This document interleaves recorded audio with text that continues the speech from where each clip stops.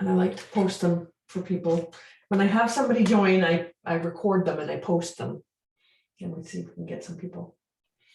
I watched a couple of your videos the other day. They were really good. Good, thank you. Thanks. One was about liquids, sealing liquids. Oh yeah, and yep.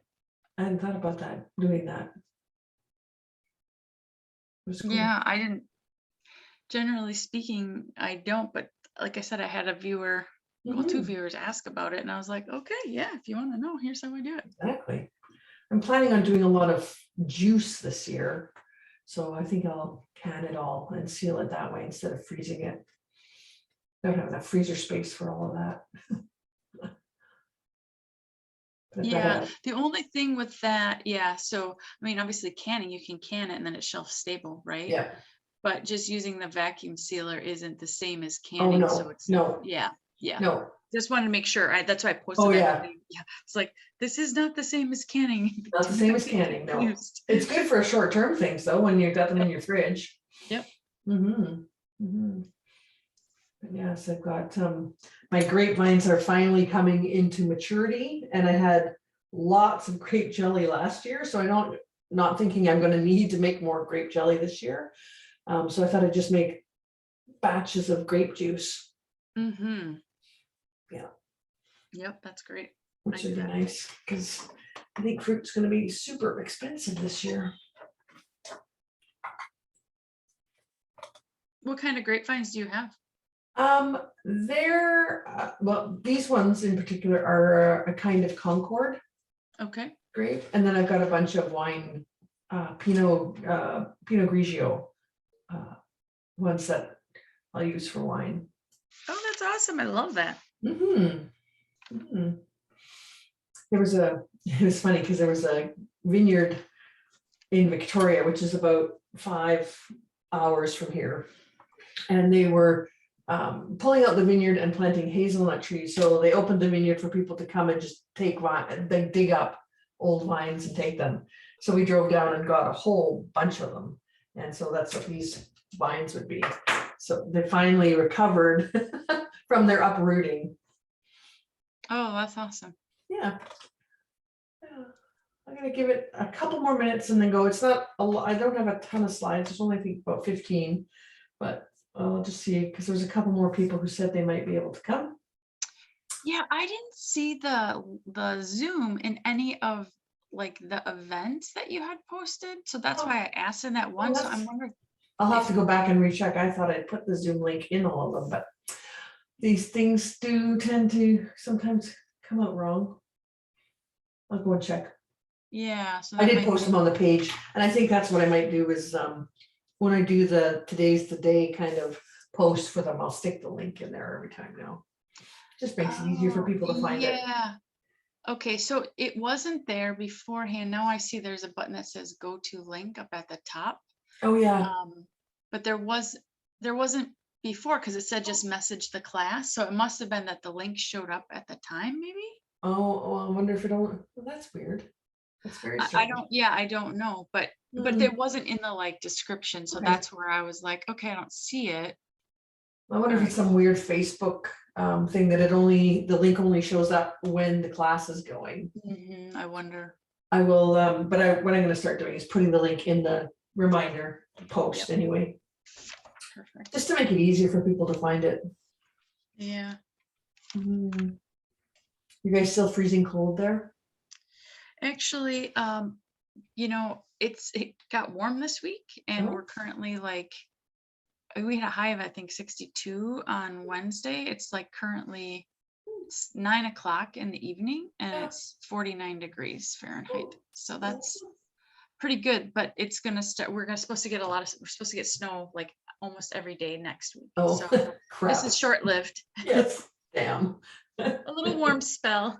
Yeah, just enough to get your hopes up and then dash them again. Yeah, there's so many people that are like regarding gardening. They're like, I want to start planting this and I want to start doing this. And people are like, don't do it. This is just like a fake. Like, and even here, people are way too ahead of themselves. I saw some lady, I saw a lady that I know about 3 hours south of me planting her tomatoes out. And I'm like, oh, honey, don't plant those out till the middle of May. They're just going to be stunted and they'll never catch up. Yeah.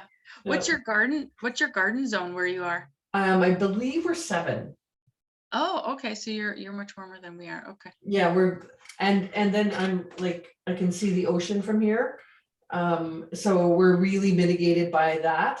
Like our temperatures are quite a bit warmer. So in December, we had snow for the month and it got as low as -16, but it's been above freezing pretty much every day since. Okay. Yeah, Okay. it's -16 Celsius. So, anyway, let's get started because I don't want to, it's late where you are, and we got a lot of cool stuff to talk about here because this is a new course for me, and I found it super interesting. There was a lot of interesting stuff. I have gardened my whole life, and my parents gardened. There was never a piece of fruit that ever hit the ground that wasn't dealt with in our family. And my grandparents gardened, and we've always had a store or a stockpile in our house, whether it was my grandparents' store in their basement, my parents' store in their basement, and now mine is out in my garage. And so this stuff is really important and interesting to me, and I love learning some new ways to do things. And maybe you are just a beginner gardener, and I'm videotaping this for everybody. So maybe you are just a beginner gardener, or maybe you're a really skilled gardener. You've been gardening a long time, or somewhere in between. But wherever you kind of end up, there are some basic things that affect us all as gardeners. Weeds, pests, low harvest, those kind of things can show up in every garden every year. Different crops, maybe total crop failure. Last year we had a heat wave for a week, and it actually cooked our raspberries on the vine. Oh, wow. It was over 40 degrees. We never get 40 degrees here. It was over 40 degrees for 3 days in a row and literally cooked the fruit on the vine. So every year it's something with gardening. But this class actually has some really cool tips that we can try to see if we can get through the season of God only knows what. We've got the 4 horsemen of the apocalypse riding rampant right now. Who knows what's next? We haven't had locusts. Who knows? But this class actually will give you some cool tips that you can keep and see what can help you from the day the seed goes in the ground until the day you harvest it. So kind of cool. Using essential oils in gardening really helps us create fruits and vegetables that have been cared for in the kind of most organic way that we can. There's a lot of non-organic toxic ways of dealing with the things we're going to talk about tonight, but essential oils can help us do that affordably, sustainably, and totally without the use of harsh chemicals.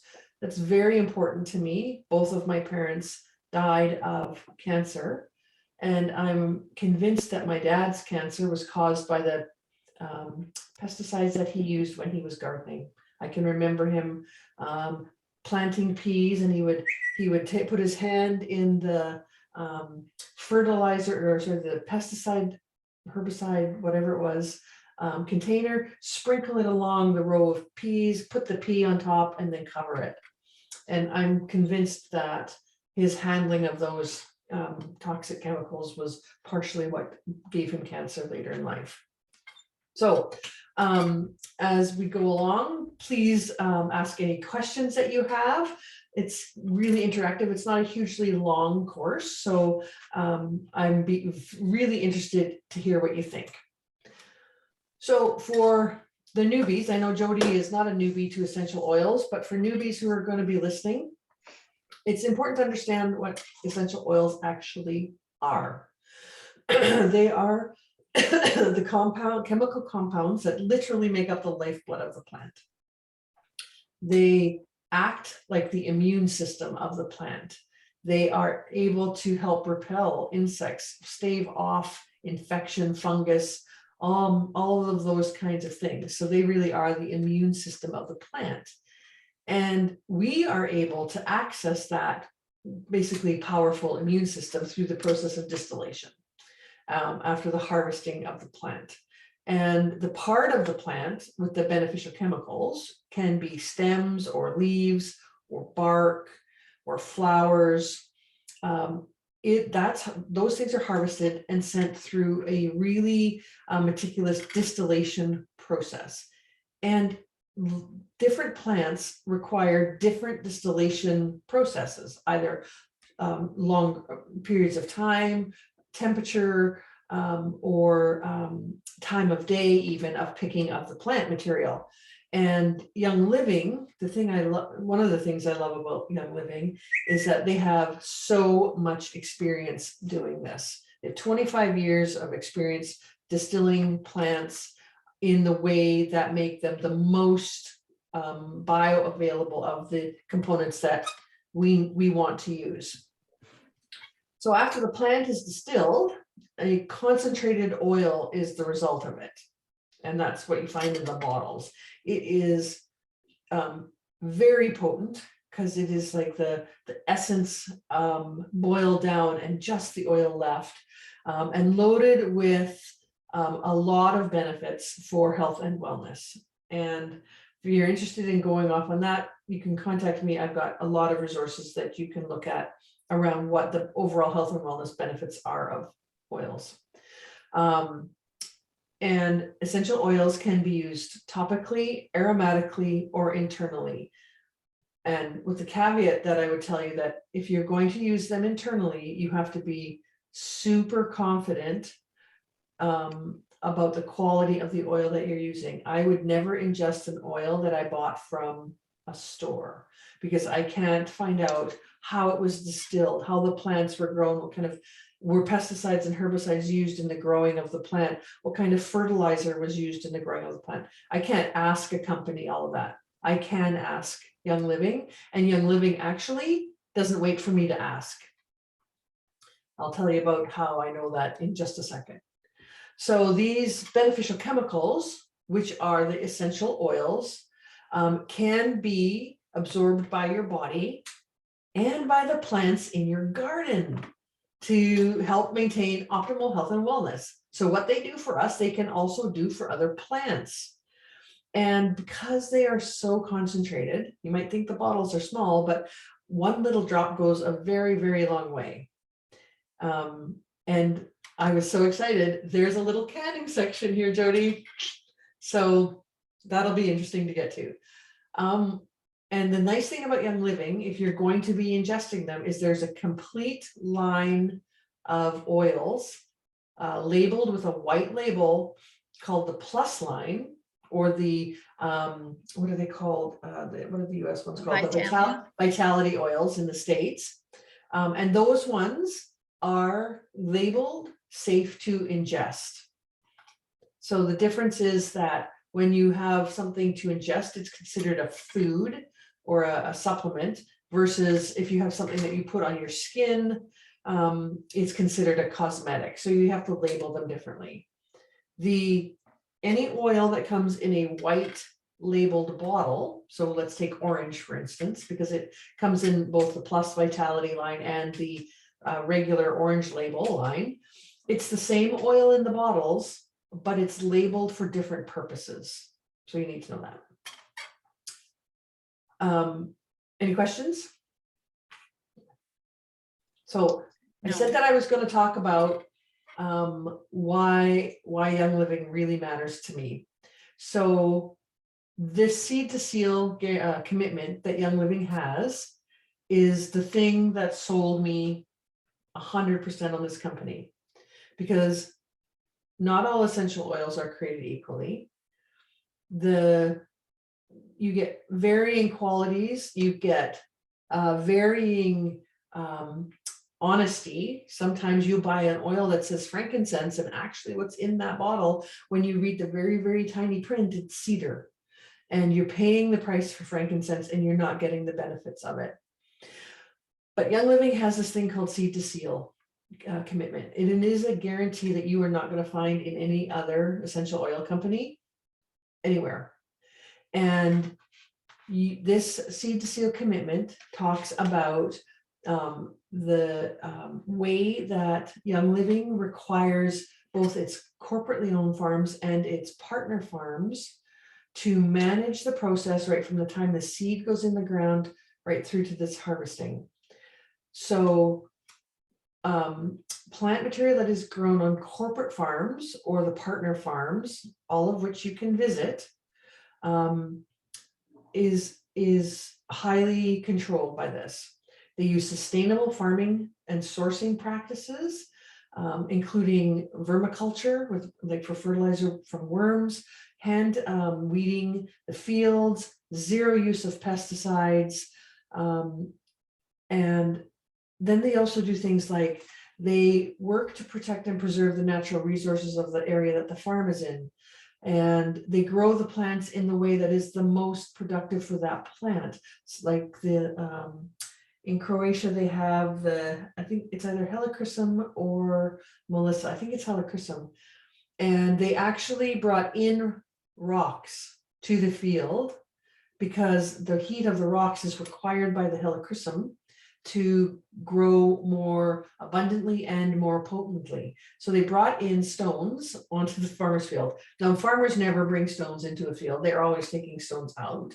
But this farm, they brought them in because that's what the plant needed. And then they designed harvesting equipment that could withstand that kind of rocky soil. It's mind-boggling. In places like the Ylang Ylang farm in Ecuador, they hand harvest all of the flowers and they compost everything that is used in the process, and then they put it back out to the trees, and that's the fertilizing. It's just amazing. It makes me so confident in the safety and quality of these oils. And because this, all the oils that they create maintain their natural constituents and their therapeutic properties. Both the growing and then the distilling can degrade the quality of these oils. So Young Living does things over and above what's needed to just basically grow a plant, so that we know that the oils are highly complete and very therapeutic for us. They actually use food grade distillers and low pressure, low temperature distillation, so that they know that they are getting the best out of the plants without basically cooking away all of the good benefits. We know that when we cook vegetables, how we cook vegetables and how long we cook them really degrades or improve, like manages the amount of volume and nutrients we get, vitamins and nutrients that we get from them. Same goes for how you distill essential oils. They do rigorous batch testing, not only by the labs that are at the farms, but they get them done at third-party facilities as well. And if they do not meet the standards that Young Living sets, they don't sell them. Valor, actually, one of the best blends that I think Young Living sells, was actually unavailable for 2 full years because there was a crop failure. I think it was the blue tansy. There was a crop failure one year, and then the second year, the crop really wasn't quality up to quality. And so instead of providing a lesser product, they just didn't sell Valor for 2 years. It probably cost the company quite a bit of money, but they don't sell things that they don't stand behind. So in Canada, there's a bunch of the oils that are registered with Health Canada, and so that we can make health claims about them. If you go onto the website and look at natural health products, you'll find them there, and they will be classified as to what we can claim they can address. Don't have that in the US, but there's lots of information out there if you go searching for yourself. So yeah, so now if you want to know more about Seed to Seal, you can just look up seedtoseal.com and do some research for yourself. I'm hoping that the next time we go to Hawaii, we're going to go to the Kona Royal Hawaiian Sandalwood Reclamation Farm, where they're restoring a large sandalwood area. And in that instance, they only use trees for the oil that have fallen naturally. They don't cut any of them down. So things like that are kind of cool. And they make me very comfortable with products, and proud of the company, actually. So let's get ready. Let's get some DIY stuff happening here. Indoor plants are huge these days. Seems with the pandemic, indoor plant Facebook groups have exploded. I don't know about you, but I'm on a couple of them, and oh my God, some of the things people are spraying on the plants in their houses just makes me terrified. So here's a nice way of making an indoor spray for your, oh no, sorry, this is an outdoor spray. Ignore me on the houseplant thing. This is to help you with getting, what does it use? Interesting, rosemary, citronella, bug spray, helping you go outside. Instead of using harsh chemicals like Raid or whatever you use put on your body, this outdoor spray you can make and spray on yourself, and it helps to repel those nasty mosquitoes, those nasty flies that bite you. I don't know about horse flies, but I'd like to try it, because you don't want to be spraying that other stuff on yourself, because it can build up in your body, and it's not a good sign, not a good thing to have. So, but you can also spray this on your outdoor plants too. So if you've got a bug infestation on something outside, you can use this outdoor spray. It's got witch hazel, distilled water, thieves, lemon, rosemary, and citronella oils in it. So you can spray it on you or your plants. It's awesome. So you mix this together in 4-ounce glass spray bottle, shake it up before use, and just spritz yourself in the morning when you go out. The only thing you got to be careful about is the lemon can be a little bit photosensitive. So if you're out in the sun a lot, you might want to be, have those areas protected where you sprayed it, or spray it on your clothes and not your skin, which is awesome. I don't know. You have to worry about that with the plant, with the lemon, like if you were to spray it on your plant outdoor. What I would do is in the late afternoon, if it's in the shade, late afternoon overnight to get the bugs, because yes, you would have to. Lemon's photosensitive on anything. Got it. Yeah. You just, and all the citrus oils are. Yep. But like I'm a bug magnet for mosquitoes, and like if there's something that's gonna bite me, it's me, and I get kind of welts. So I was using citronella actually last summer in my diffuser outside. Oh, way better than a citronella candle, and no bugs. It worked beautifully. Never added thieves and rosemary, but I might try that. It makes it so lovely out on the deck. Okay, so there's another thing about gardens. Sometimes our pets or the neighbors' pets get in them. I don't have cats anymore, but my neighbors have cats, and my garden is fenced, but it's not fenced against cats. So I'm always having a problem with the cats going into my garden and digging in my garden. So here is a great way to encourage them to stay away from my plants. Dogs dislike the smell of black pepper, and cats dislike the smell of rosemary. So if you do this little DIY with 5 to 10 drops of black pepper and or rosemary, and mix that into some warm water, and then soak some old strips of cloth or washcloth in it, and then put it around the plants after the strips dry, it will help repel those pets from those plants. So that I found fascinating. I might put this on my fence in places, just tie them along the bottom of my fence to keep the cats out. Works out. Yeah, that'd be a good idea. Yeah. I thought it was really kind of fascinating. I didn't even think about soaking a cloth in that, like some cloth. You could make it Mhm. look quite pretty too if you had a bunch of colored cloth. And just got to make sure that when you put the essential oil into the warm water, that you kind of you stir it up, use a whisk or something, and make sure it's like really well distributed. And then soak the strips of cloth for about 30 minutes in that water to absorb it. And then dry them out and tie them to stakes or the fence or however, wherever you want around the plants that you want the pets to stay away from. Do you have that problem, Jody, in yours? Because you've got a kind of a front yard garden, don't you? Yeah, it's on my side yard, but I don't have any pest problems. Oh, I shouldn't say I don't have any animal problems at this point. well, that's So good. yeah, I'm happy about that. We have Mhm. a field that's kind of like across kitty corner, kind of across the street from us. Yeah. But there's actually predators that take care of the small animals. Yes. We don't even have, and I'm knocking on wood here, we don't even have like rabbits in Oh, our yards. well, that's So good. I'm thankful of that. I mean, Yeah. yeah, I'm thankful of that. So I'll take that for now. Yeah, that's awesome.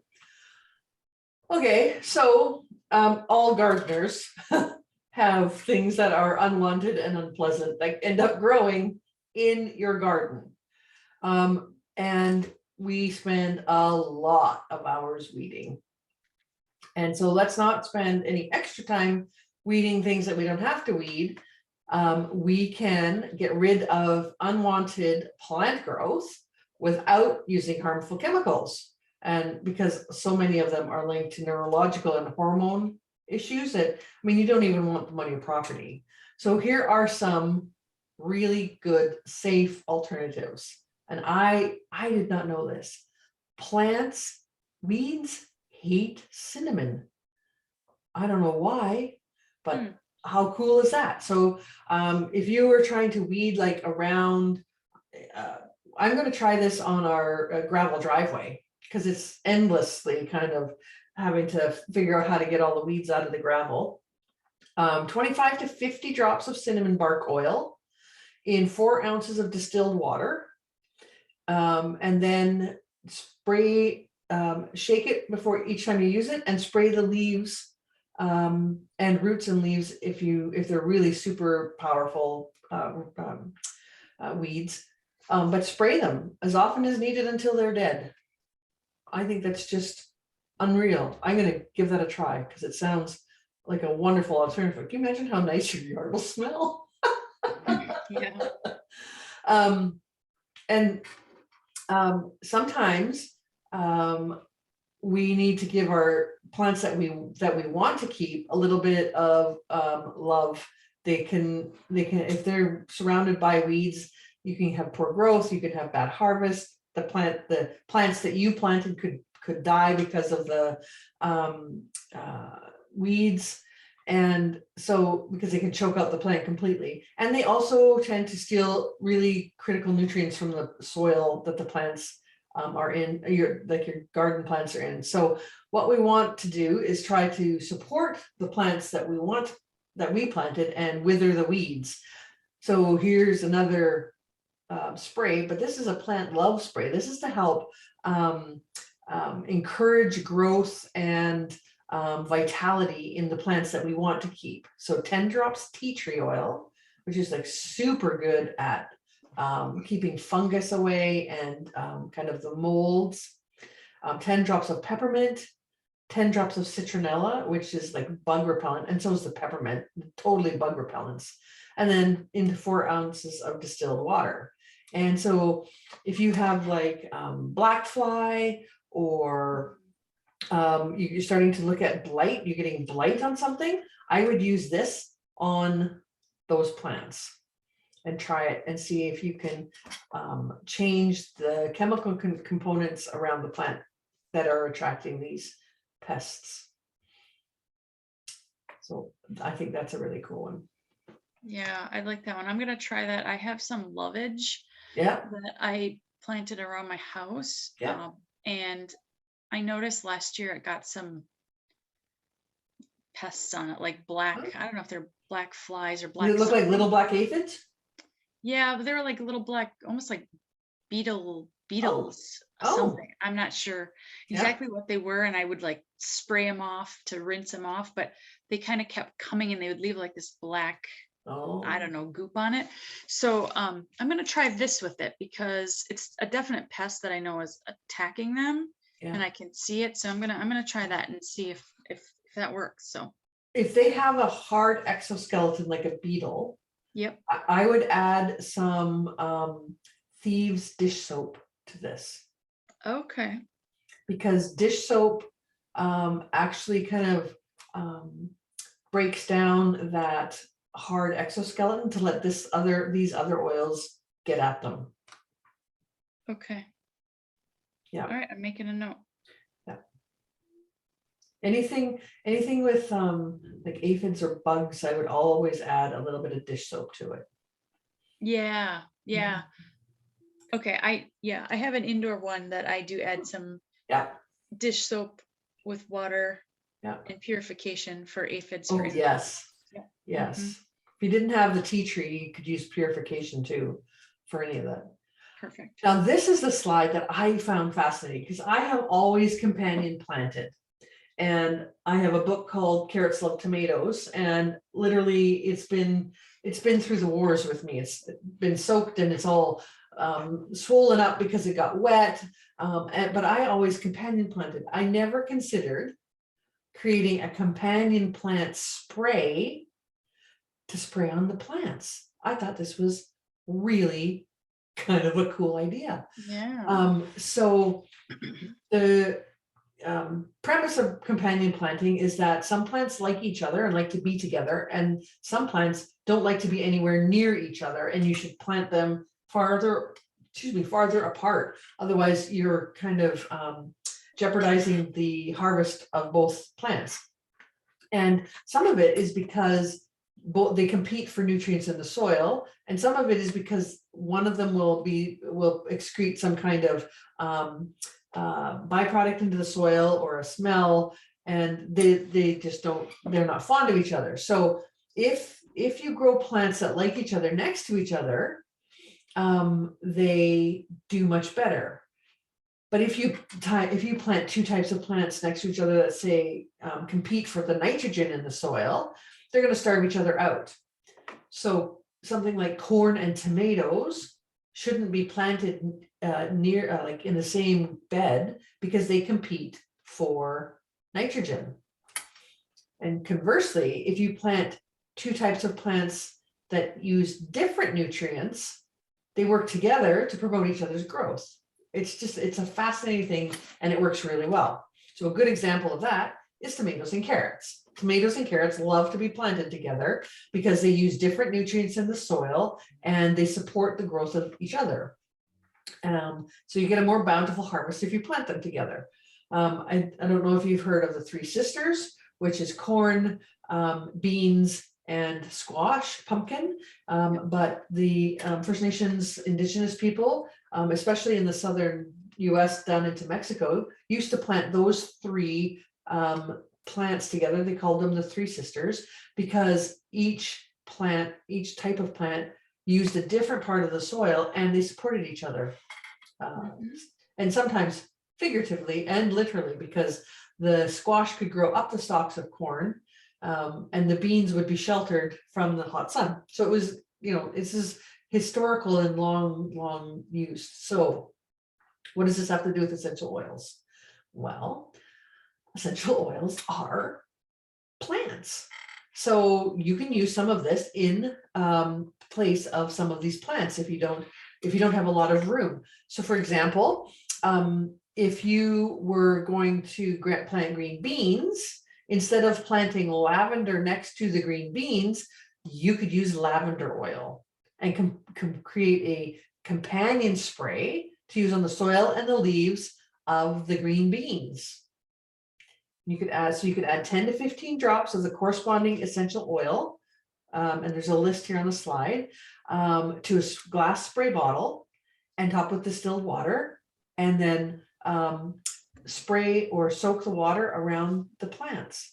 So green beans like lavender and basil, broccoli likes basil and thyme, carrots and cucumbers both like sage, onion likes German chamomile, potatoes are basil and sage, and tomatoes are basil.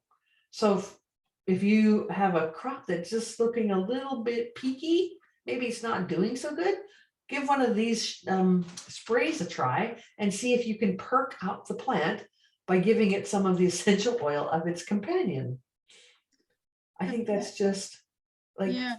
Have fabulous these been idea. tried? Like, has this actually been tried and tested by somebody, or is this just kind of like, hey, this is a good idea type thing? No, I'm the place that I got the slides from, they have people who submit these things after trying them. Okay. Oh, that's Yeah. interesting. I Yeah. wasn't sure because I'm thinking, okay, well, is it, when you have a plant next to one another, I understand the essential oil is from the plant, but I'm like, but is it like that there's something underground that they're doing that is helping to, like that symbiotic relationship of the plant physically being in the ground next to it?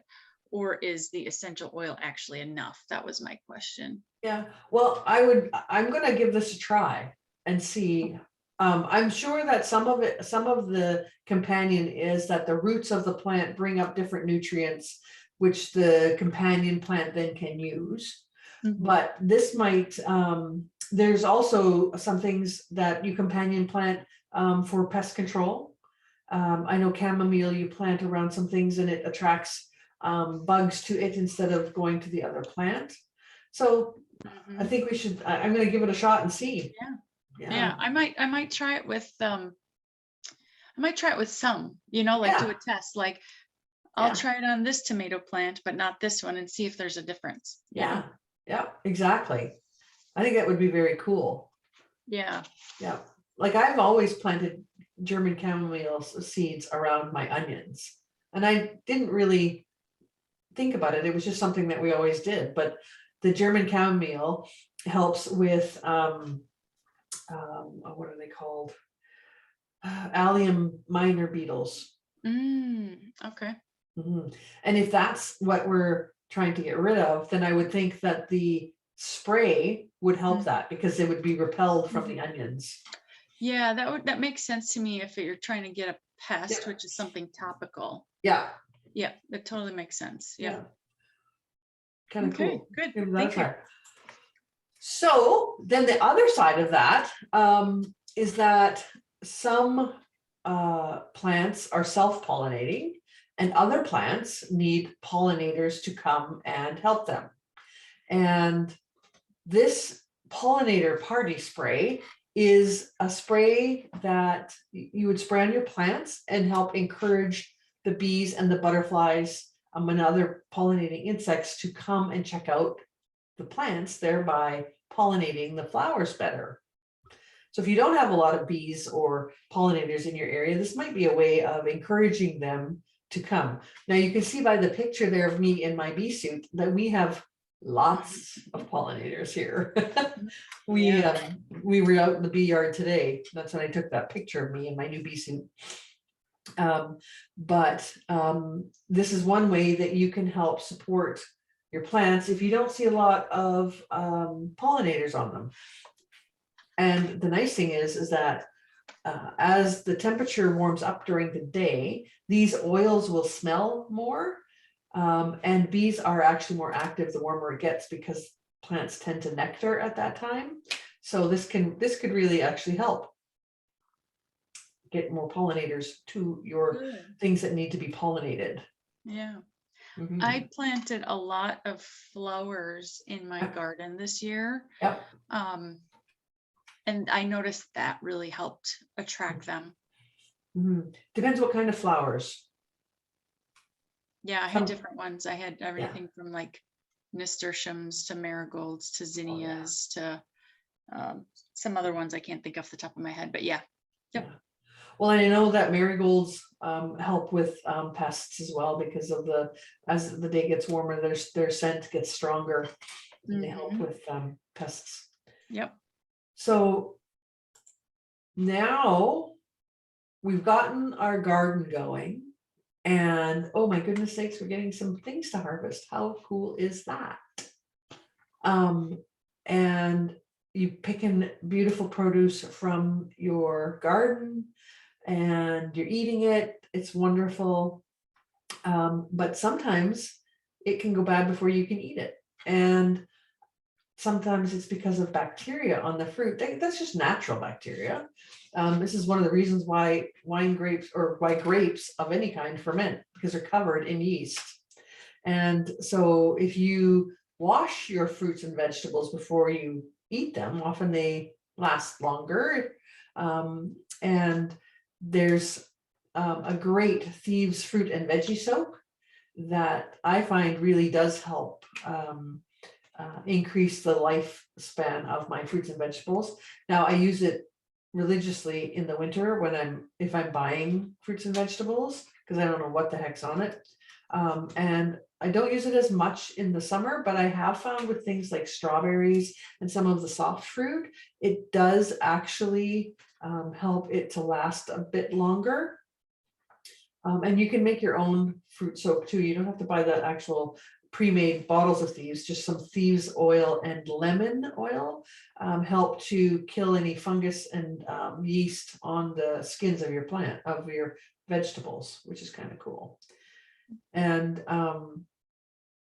then there is a side effect of all of this harvest, and now we're making things like jams and jellies and pickles, and all of a sudden we have fruit flies everywhere. So this don't bother me diffuser recipe is to help keep fruit flies and actually black flies, like regular flies, house flies, away. So some basil, peppermint, lavender, clove, and eucalyptus radiata in your diffuser should help to manage some of the flying pests in the house during the summer. How long do you soak your veggies with that Thieves fruit and veggie soak, or the? It's like 30 seconds. Like you put it in, you swizzle it around, you take it out and you rinse it off. And it's got a lot of, I mean, I think it's either fennel or anise. You can really smell the licorice in it. And then I should get the list of what else is in there. Can't remember what's in there, but it's not for very long that you soak it. Yeah, I just had the spray, so I guess I was thinking I just use the spray on I don't think of berries. I think of it on a cucumber. Yeah. So yeah. I use the thing I use the Thieves soak the most on in the winter is potatoes. Because potatoes, if you buy them from the store, tend to be sprayed with an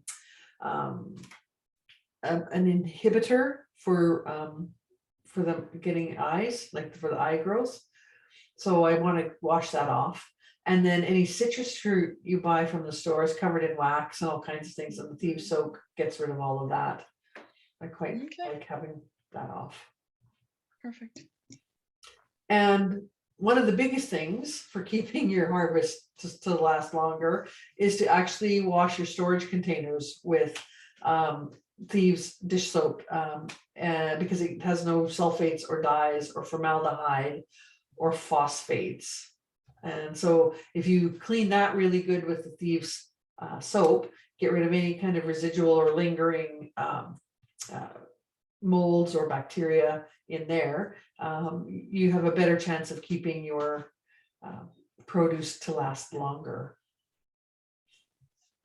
I quite like the soak. Okay. And here is the part I was excited for you to have a look at. I've never used the Vitality or Plus line of oils in my canning. This is just a little quick thing. This recipe is for spaghetti sauce. If you're doing a lot of spaghetti sauce, and oh my God, that's one of the things I do the most of is spaghetti sauce. I just usually do it with tomatoes, but if you want to actually, and just make a tomato sauce, but if you actually want to make and can a tomato sauce, instead of buying tons of oregano, if you find it, or if you don't grow it yourself, you can actually use the Vitality oils when you're making the spaghetti sauce. as your oregano. And so you only need 2 to 3 drops of oregano oil in the white label to make, the same as several big bunches of fresh oregano. Particularly nice if you're making this in the winter and you've got canned tomatoes that you've canned yourself, or frozen tomatoes, and you're making it. But yeah, you can just use the vitality oils, the plus line oils, in the sauces that you make and then can them. And so there's lots of the vitality, citrus and herbs. I think this would also be really nice with the black pepper oil, because you could get a really nice peppery sauce a lot quicker than having to grind a whole bunch of peppercorns. So I thought that was kind of cool. I hadn't thought of that before. Yeah, I would personally, I just because with canning, just for me, canning, tested things, I would recommend people add them when they're going to use it. Yeah. Like after it's canned, then add your oregano and things like that. Yeah, when you're making the spaghetti sauce that you're going to eat. Yeah. After you open it up, that would be my recommendation. Yeah, personally, but I do like that, because then if you ever do run out of something, exactly. and then you can always test it, like, okay, well, Yep. This last time I did, 3 drops of oregano was a little too strong, so the next time I'm gonna only do 2 drops, right? Well, and that's what I find too. You start with one and you work your way up, because it is so powerful. These things, the oils are so powerful that you don't want to have too much in there because you can't take it out. Yeah. And I found that with some of the teas that I make, start with 1 drop and go from there. And I would do that with this as well. Yep. And now the most important thing, because when you're out in the garden every day, especially in the spring, we all tend to overdo it. And we're out there because it's a beautiful day and we're enjoying ourselves and it's lovely. And then the next day we can hardly move. I call it gardener's butt. And it's from bending over for a long time, doing your reading, or standing canning is also another one. You get really sore muscles I find from canning season. Yes. And so there's a couple of oils. You can either get a blend like Deep Relief, or just use plain peppermint on sore muscles. But this DIY Soother stick sounds lovely. Lavender, purification, and peppermint with a carrier oil of your choice. That sounds like it would really sink deep into your muscles and just make them relax quite a bit. Because caring for yourself is what the point is of all of this. And the nice thing about having lavender in the soothing stick is that it's really, it's good for muscle stiffness and stiff joints, but it also is really good for your skin after a day in the sun. It's cooling and it's kind of regenerative, and it just feels really good, and it will help you sleep.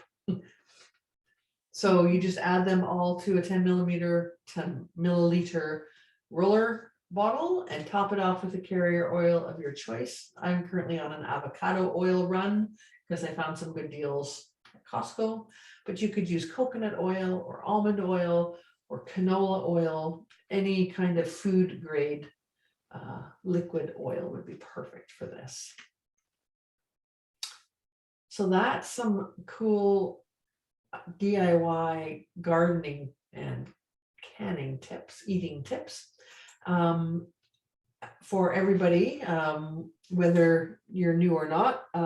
You can always buy retail at Young Living. It has no obligation to buy more than once. You go onto the website and you just load up your cart. If you've never opened an account before and you're doing this for the first time, I have a Young Living referral number you can use.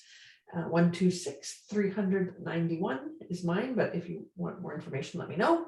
And if you put that in, I get a bit of a commission, and you get some great products sent straight to your house, and you can order whatever you want, whenever you want. There's no kind of obligation for another order or doing anything else with the company. if you like to save money, like I like to save money, you could make, if you're new to Young Living, you can make your first order um, of 100 product value. It's a kind of a way of determining the value of the product. It's almost linked to the price mostly. So the cost of the oil would almost be the same as the PV. But if you make an order of 100 PV, you open up wholesale pricing for yourself for 12 months. And what wholesale pricing means is you get 24% off the retail. So right away, you're saving 24% off from your first order on through the rest of the year. Again, no obligation to buy anything after that first order, should, you know, if you don't want to. And so that's kind of nice. And even better, if you really like to save money, I really like to save money, you could put that first order on the Essential Rewards or subscription order.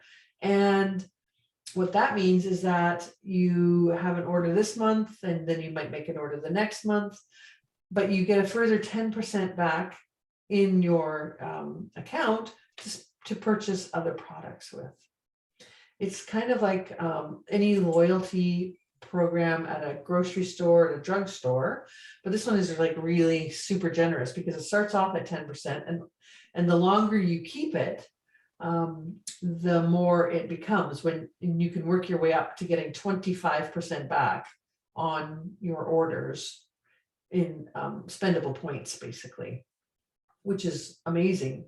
I just recently got a big order from the US store with using all of my points, because then I don't have any currency exchange. And all I had to do was pay $8 in shipping, because I had enough points to buy everything that I wanted in that order. So all of those ways are super easy and have no obligation for you to do anything else with the orders after that. You can choose to never order again from Young Living if you don't want. But should you want more, Young Living has an awesome opportunity, business opportunity for people who are thinking of potentially working for themselves, who are looking for more flexibility in their work life, who are looking for maybe a side hustle, some residual income, or even just developing some new relationships and getting some education and training, and then getting commissions for that. So this is a really good long-term viable small business opportunity. So if you are interested in hearing more about that, just let me know, and I will set up a call to talk about what the opportunities are there. So that is gardening with oils, and I want to thank you, Jody, for coming and having some great input. I love talking to other gardeners and canners to find out ideas and thoughts around things. Gardening is really very near and dear to my heart, and I really do believe that people who garden can feel more secure in the world. And as the world gets a little crazier every single day, I think that working in the soil actually brings us back to reality and what's important. And I passionately believe that we deserve better health and wellness, and gardening and oils actually, I believe, is the way to get there and to bring your family there without doing anything that you wouldn't normally need to be doing anyway. So that's the class for tonight. Is any other questions or comments, Jody? No, I think that was pretty good. I really liked it. I got some ideas that I'm gonna try. So well, yeah, let me know the things that you try, because I'd be fascinated to find out. Yeah, absolutely. Yeah, I definitely I guess, well, maybe one question. I know I use, you talked about an outdoor spray. Yep. Did you have an indoor spray one in there? Did I miss it? It was for plants. It was on the same page. Let's go back here. Yeah, just a second. Yeah, It was indoor plant spray, because we did talk about it. Outdoor spray. Oh, didn't we? There wasn't You mentioned, you started saying talking about indoor, but then you never actually Oh, about what one. the heck is it? Hold on a second, let's have a look here. Oh, I was just gonna tell you about my indoor spray. So I have an indoor spray. I've got a 16-ounce spray bottle. And I use my indoor spray for things like pests that the plants get, like aphids or whatever inside. I'm always bringing stuff inside for the winter. Or if I'm doing, if I'm starting my seedlings inside and they're starting to get, I don't know, some fungus or whatever from the soil, I have a 16-ounce spray bottle that I got off on Amazon. And in it, I put a cap full of Thieves concentrated cleaner. And then about 1 to 2 tablespoons of Thieves dish soap and some lemon oil. And I shake that all up and I use that. And I would swap it out for purification oil too. I would, whichever one I felt like on the day, lemon or purification. And I use that to spray plants that get infested with things. Right now I have a clivia lily that has some kind of weird hard-shelled sucking kind of critter on it, and I've been spraying it front and back leaves twice a day, and it seems to be winning the battle now. I mean, I could go to the hardware store and buy some horrible pesticide and probably, kill it right away, but my dogs chew on plants sometimes, and I don't want that stuff anywhere in my house. I have a grandson, he's 6 now, he doesn't eat things anymore, but when he was little, everything went in his mouth. So that's my indoor plant spray. And Cap how full many of, drops of the essential oil do you use approximately? I would say 4 or 5 in Okay. in 16 ounces. Okay. Yeah. And then I just leave it by the plant that I'm using it on so that I remember all the time. And so you just spray it on the affected plant and then leave it there? Yep. Leave it on, you don't like spray water over it to kind Nope, of. I just spray it on and leave it. And I spray the front and the underside. Yep. And then with this one, it seems that they were down at the base too. So I spray the base of the plant and the soil. The Thieves cleaner helps to dissolve the bug.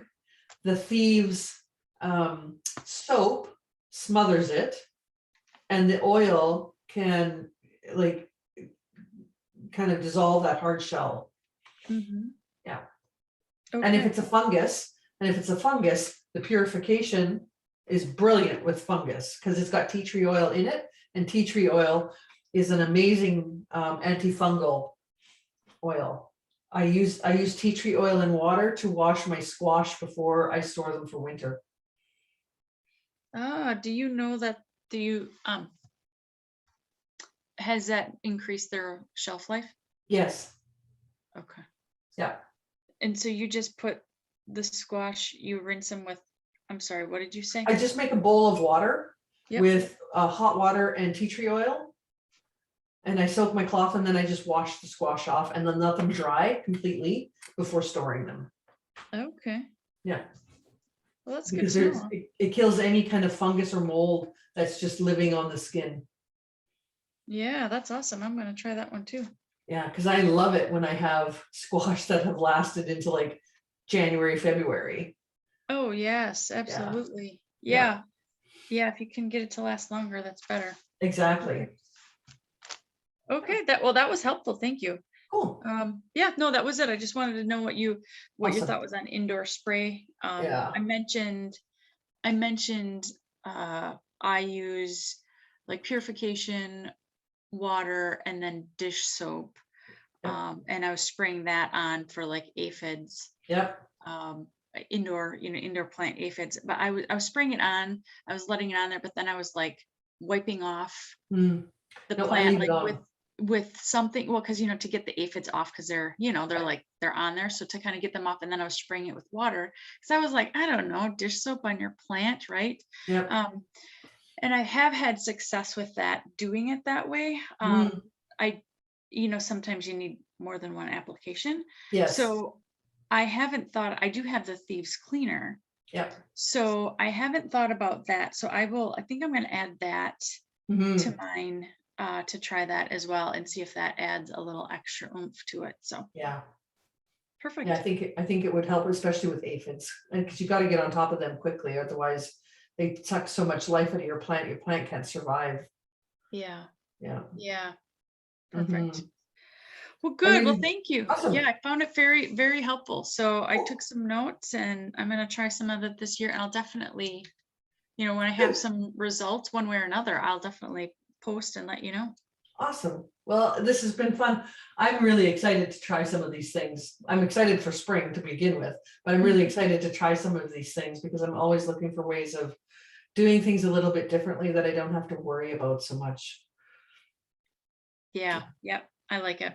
Yeah. Wonderful. Well, thank you Oh, so much. awesome. Well, good night and thank you for coming. All right. Sounds good. Thank you. Bye-bye. Bye.